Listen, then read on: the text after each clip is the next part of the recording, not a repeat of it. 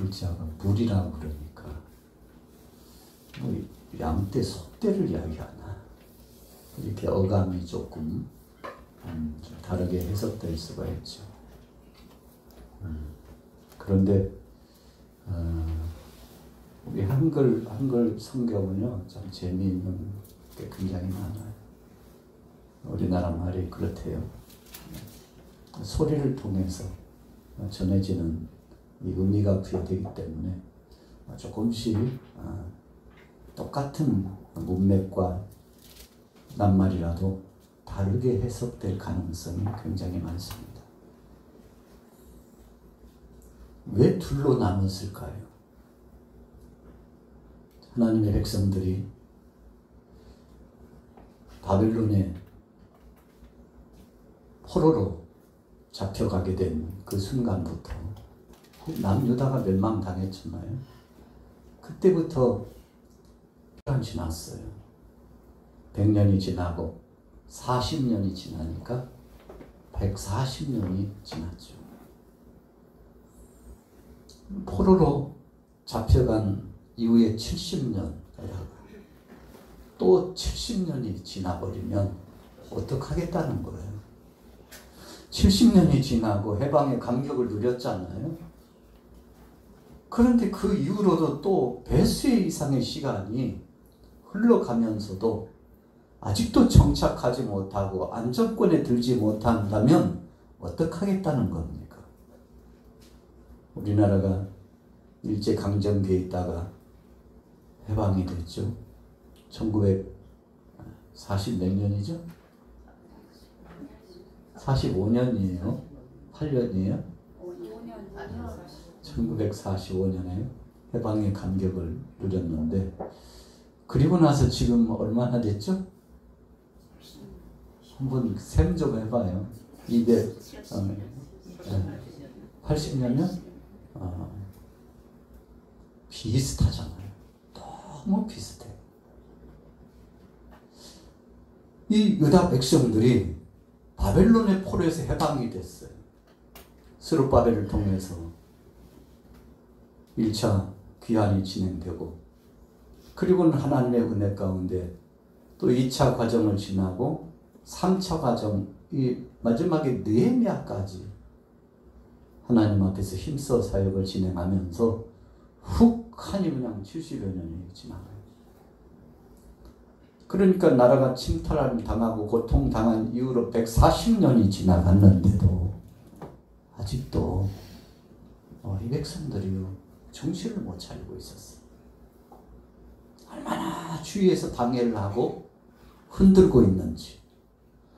여러분, 우리나라가 조선 말기에 그 서름과 압박과 고통을 당하다가 일본의 나라를 빼앗기고 그리고 36년 만에 직접은 아니지만 간접적으로 세계 전쟁의 소용돌이 가운데 고통당하다가 어찌어찌 하다 보니까 강대국 열강들의 틈바구니 속에서 우리의 뜻과는 상관없이 해방의 감격도 얼마 되지 않아가지고 약 5년 만인 거예요. 참 피비린내 나는 동족 상잔의 비극이 일어나 나라는 둘로 갈라지고 그 이후로도 지금 약 70여 년이 지났는데도 남과 북이 계속 대치를 하고 사상 논쟁이 계속되고 여러분 그래서 나라가 우리 남쪽만 해도 둘로 나눠져 있어요. 쫙 갈라져 있습니다. 어떻게 보면 셋이요 넷으로 나눠져 있어요. 남북으로 갈라진 것도 마음 아픈데 남쪽 안에서도 쫙 찢어지고 갈라지고 쪼개지고 바스라지고. 여러분 그런데 오늘 본문의 느헤미야가 자기 나름대로는 왕을 섬기는 황관으로서의 자리에 있었잖아요. 나라의 소식을 들으니까 큰일 났어요. 아니 고향 땅으로 돌아간 지가 언젠데 나라가 아직도 성벽도 제대로 세우지 못하고 수시로 이방인들이 쳐들어와가지고 정착이 안 되는 거예요. 신앙적으로도 또 정치적으로도 그 민족 안에 백성들끼리도 하나가 되지 않는 겁니다. 참이 오질 않아요. 그러니까 왕이 보고는 아니 당신 도대체 무슨 일이냐고. 그래서 느헤미야가 자기의 심정을 다 토로하죠.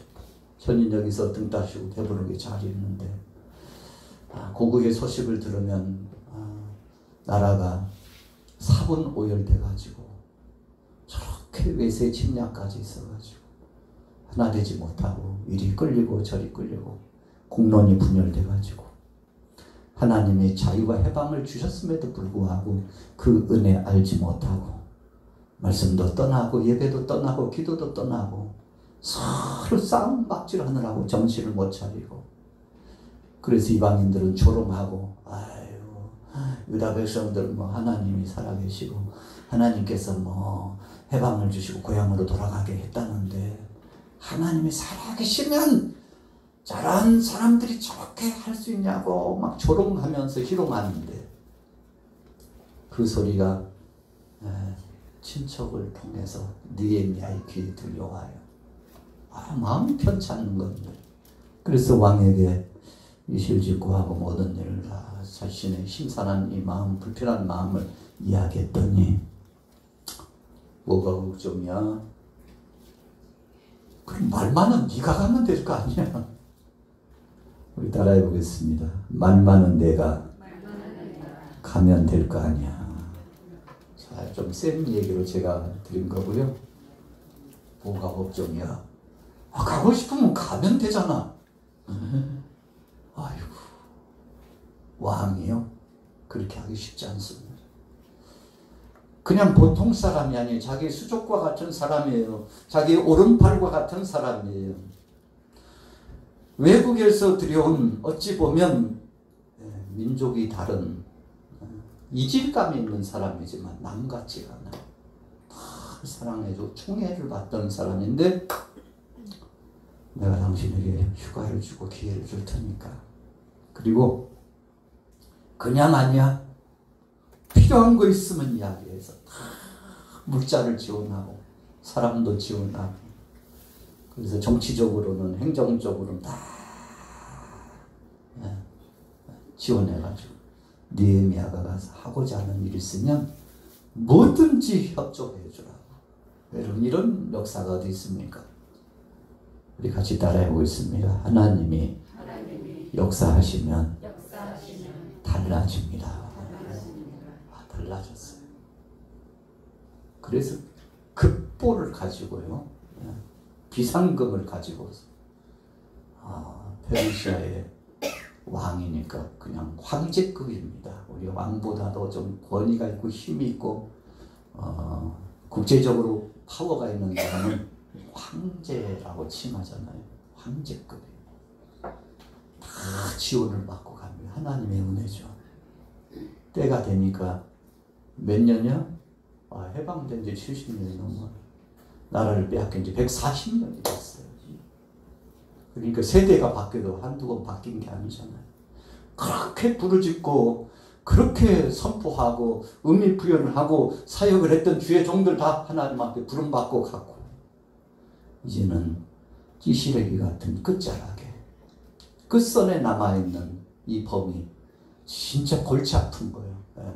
사람들이요, 야, 아이고 몇십 년 지나도 해결 못한 일을 뭐 당신이 뭐 하겠어? 하고 느헤미야를 향해서 비난하고 조롱할 수 있잖아요. 그런데 느헤미야가 잘하는 거 한 가지가 있다면 우리 따라해 보겠습니다. 하나님 앞에 기도하였습니다. 기도하니까요. 기도하니까 하나님이 다 만져주셔요. 몸이 안 좋으면 막 안마해 달라고 주물러 주면 막 시원해. 잠이 와요. 와, 시원해라. 여러분 만져주면 그래요. 우리가 진짜 피곤한 사람 목 뒷목만 이렇게 싹 만져주고 막 급체한 사람 손만 따주고 손가락만 만져줘도 더 심하면 어디까지? 발가락까지 따주고 주물러주고 아니 얼굴이 왜 이렇게 창백해졌어? 큰일 났네. 빨리 와봐, 빨리 와봐. 비상이야, 비상 하고 만져주기만 해도 시원해가지고 몸이 회복이 되고 창백했던 얼굴이 되돌아오는데 놀라운 거잖아요. 여러분, 그래서 하나님이 만져주셨어요. 느헤미야를 급하여주고, 느헤미야만 혼자 간 것이 아니고 우리가 정치적으로 모든 경제적으로 하나님의 은혜 가운데서 지원병이라고 하면 더 좋겠죠. 지원부대가 따라가는데 거기에다가 설상가상이 아니고 금상첨화라고 하나님의 능하신 손길에 사람들의 마음을 다 만져줘요. 야야, 어쩌다가 이렇게 얼음장같이 돼서 가슴을 만져줘요. 어쩌다가 이렇게 혈액순환이 안 돼. 온몸을 만져주니까 피가 돌고, 그리고는 회복이 돼가지고 백성들이 힘도 쓰지 못하던 사람들이 어디서 이렇게 용기가 나오고, 사분 오열됐던 사람들이 하나같이 돼가지고, 하나같이 되어서 협력해가지고 마침내 성벽 재건 완성을 합니다. 여러분, 위대한 겁니다. 놀라운 겁니다. 아무도 앞에 지도자들이 하지 못했어요. 앞에 선대들이 하지 못했어요. 이유는 한 가지입니다. 우리가요, 어떤 의미로 보면 진짜 안 돼, 이렇게 안 될 수가 있나, 이렇게 꼬일 수가 있나 하는데, 하나님은 때를 정해놓고 기다리도록 하신 겁니다. 그냥 돌아가가지고 3년 만에 5년 만에 10년 만에 다 해결되고 정착돼 버리고, 그래서 살만해지면요 사람들이 뭐라고 할까요? 힌트가 됩니다. 사람들이 뭐라고 할까요? 에이, 역시 대단해. 아이고, 스룹바벨 여호수아 대단하네요. 아이고, 역시 선발대가 와서 확 치고 나가니까 일사천리로 잘 되잖아. 박수를 쳐주고 막 먼저 간 사람, 두 번째 간 사람들 다 여러분 영웅 취급받고요. 하나님은 영광 뒷전이 되고, 어떻게 보면 우리가 그렇게 해석하면요 진짜 불편할 때가 있죠. 그런데 성경 문맥을 보면 하나님은 그때를 기다리신 거예요. 자신들의 힘으로 해볼 만큼 해보려고 기진하고 애를 쓰고, 해방된 이후에 70여 년이 되고 나라를 빼앗긴 이후는 140년이 됐는데도 나라 회복은커녕 더 아수라장이 되고 쑥대밭이 되고, 이건 사는 게 사는 것이 아니라고 생각할 그 즈음에 하나님께서 성령으로 역사하시고 하나님의 말씀의 권능으로 함께 하시고, 그래서 느헤미야를 마지막에 일꾼으로서 하나님이 세우셔가지고, 야, 내가 시작했으니 내가 마친다 하고 하나님께서 출발과 마지막 과정까지 일체를 하나님이 역사해 주셔가지고, 아름답게 은혜 가운데서 마침내 마침표를 다 짓게 됩니다. 우리가 집을 질 때요, 우리 여기 앞에 건물 다 지어가지고, 요즘은 보니까 변화가 좀 됐대요. 약국이 또 들어갔어요. 중앙약국이 센터 자리에 다 들어가가지고 간판 디자인 보니까요, 의리의리하게 심플하게 했더라고요. 또 아래쪽에 또 염창역 부동산이 또 들어왔더라고요. 이야, 거기도 역시 깔끔하게 디자인해가지고, 여러분, 이렇게 아름다운 건물이 지어질 때요, 밑에 기초부터 시작해가지고 뼈대가 올라가고 층이 올라가고 안팎으로 디자인이 쫙 인테리어가 되고, 맨 마지막에 한 것이 뭐예요?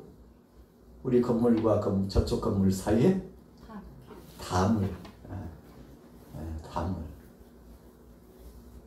그걸 다시 쌓고 해가지고 좀 보기 좋게 이렇게 하지는 않았지만, 그래도 단장을 새로 싹 해가지고 틈에 있는 거 다 메우고, 또 페인트칠까지 다 하니까 울타리가 싹 구성이 되잖아요. 이제 하나 남았어요. 아마도 잘은 모르지만 자동 주차 차단 장치가 들어오지 않을까. 지금은 그렇지만 상가에 입주를 하게 되면 상가에 들어오신 분들이 도대체 누가 와서 차를 대고 가는지 모르겠다고 저거 해결 좀 해달라고 하면 차단 장치가 딱 돼가지고 리모컨 탁 눌러야 올라가고 리모컨 안 누르면 안 올라가고 이런 장치를 하지 않을까. 여러분 어쨌든 맨 마지막에 뭘 정비해요? 담장과 울타리를 정비했습니다. 여러분 울타리 다 둘러놓고 안에다가 건축하는 법은 거의 없죠. 안에 내부를 다 완성하고 마지막에 울타리를 짓고. 여러분 그래서 울타리라고 하는 것은 보호입니다. 보호예요. 그래서 우리 교회가 신앙의 공동체가 가정이 우리가 개인적으로 이 나라가 잘 되려면 이 울타리가 잘 돼 있어야 돼요. 울타리. 우리가 이 울타리를 영적으로 보면 하나님의 붙드신 은혜로운 주님의 오른팔과 왼팔로 붙드심입니다. 그래서 성경에 보면 하나님이 우리를 붙잡아 주신다고 할 때 그 팔을 내어 미사 그렇게 표현돼요. 하나님이요 징치하시고 심판하실 때는 하나님이 그 손을 거두시고 오른팔을 거두시고 큰일 납니다. 하나님의 오른팔을 내어 밀으셨을 때는 도움의 손길이에요. 하나님의 오른팔을 통해서 안위해 주실 때는 모든 방어선이 구축되는 겁니다.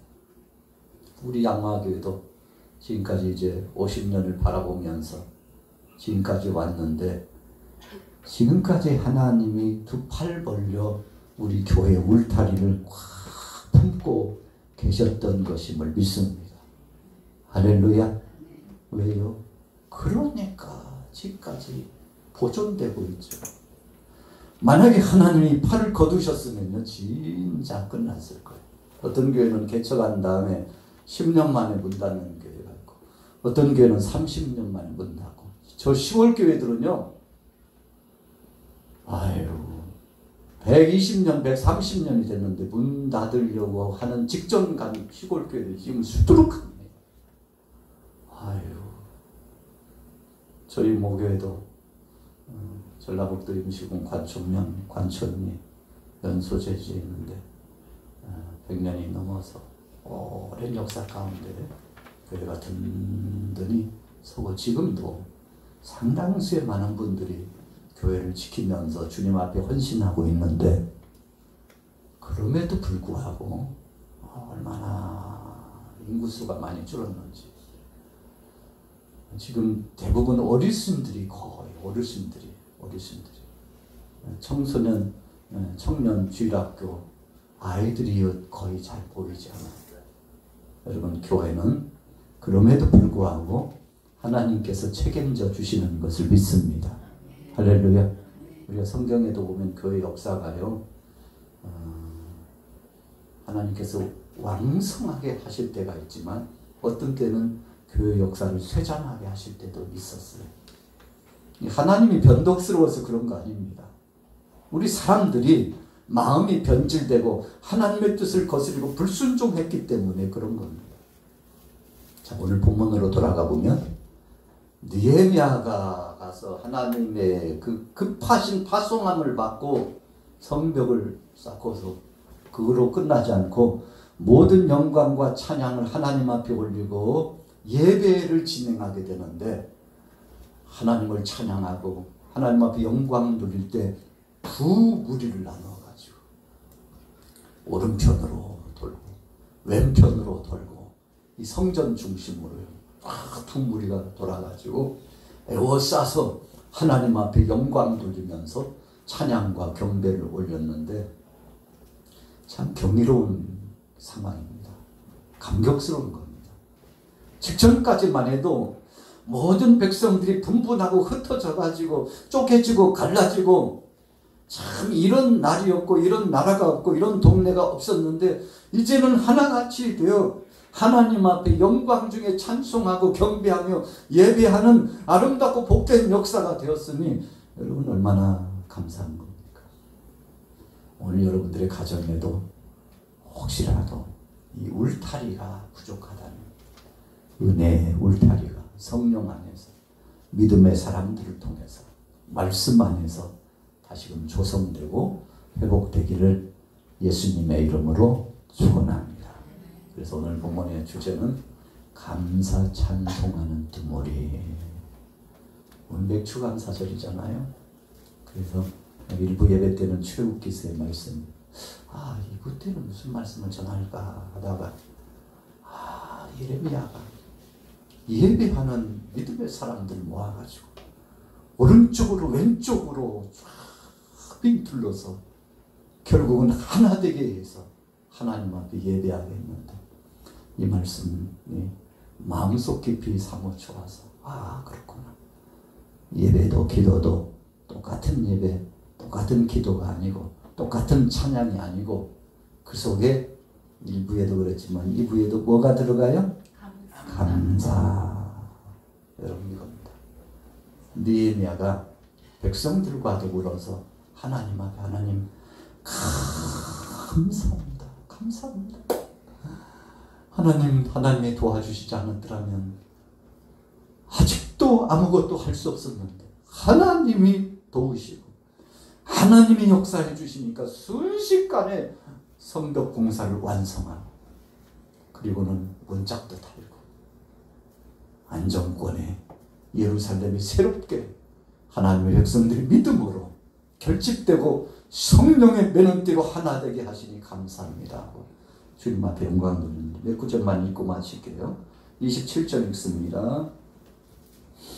27절 시작. 예루살렘 성벽을 봉헌하게 되니 각처에서 레위 사람들을 찾아 예루살렘으로 데려다가 감사하며 노래하며 재금을 치며 기파와 수금을 타며 즐거이 봉헌식을 행하려 하매 이에 노래하는 자들이 예루살렘 사람들과 느도바 사람의 마을에서 모여들고 38절로 넘어가 봅니다. 38절 시작. 감사 찬송하는 다른 무리는 왼쪽으로 행진하는데 내가 백성의 절반과 더불어 그 뒤를 따라 성벽 위로 가서 화덕 망대 잇길로 성벽 넓은 곳에 이르고 에브라임 문 위에 연문과 어문과 하나넬 망대와 함메아 망대를 지나 양문에 이르러 감옥 문에 멈춤에 이에 감사 찬송하는 두 무리가 하나님의 전에 섰고 또 나와 민장의 절반도 함께 하였고. 자, 마지막에 어디에 섰다고요? 하나님의 전에 섰고. 이것이 바로 핵심적인 포인트입니다. 이 시대에도요, 모든 나라의 역사, 세계의 역사, 인류의 역사, 가정의 역사, 개인의 역사는 어디로 통해요? 교회로 통하게 되어 있습니다. 교회가 하는 일이 있어? 천만에요. 하나님이 정하신 겁니다. 그래서 요한계시록에도 말씀해 보면 마지막 교회를 통해서 하나님이 모든 것을 진행하시는데 오늘 여러분들 속에 둘로 갈라진 것 같지만 하나였잖아요. 하나같이 되어 성전 중심, 터 중심이 되었다는 것은 이 속에 사랑의 주님을 모셨다는 겁니다. 그래서 여러분들과 저가 남이 아닌 것은 우리 교회 공동체가 한 가족인 것은 우리 속에 누가 계시기 때문이에요? 사랑의 주님, 예수님이 성령으로 함께 하시고 우리는 말씀을 중심으로 나가기 때문임을 기억하시고 오늘 감사 찬송하는 두 무리같이 믿음으로 승리하시기를 예수님의 이름으로 축원합니다. 은혜로우신 주님 감사합니다. 어디서 나고 분분했습니까? 총칼은 들지 않았지만 끊임없는 전쟁을 방불케 하는 이질감과 싸움의 싸움이 끊이지 않았습니까? 그러나 이제는 성령의 매너띠로 하나 되게 하시고 주님의 능력과 권능으로 이 나라 이 민족을 교회 중심으로 말씀 중심으로 하나 되게 하여 주셔서 하나님 나라가 이루어지고 이 땅에 하나님의 뜻이 이루어질 수 있도록 역사하여 주옵소서. 역사하여 주옵소서. 예수님의 이름으로 축복하고 기도 올렸사옵나이다. 아멘.